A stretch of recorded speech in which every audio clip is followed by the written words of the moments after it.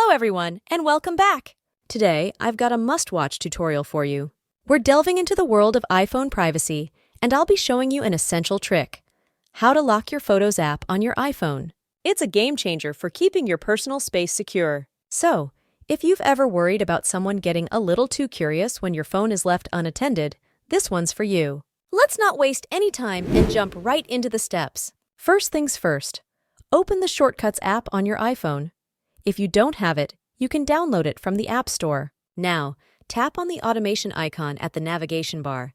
Now tap the plus button in the top right corner to create a new automation. Scroll down and select App as the trigger for your automation.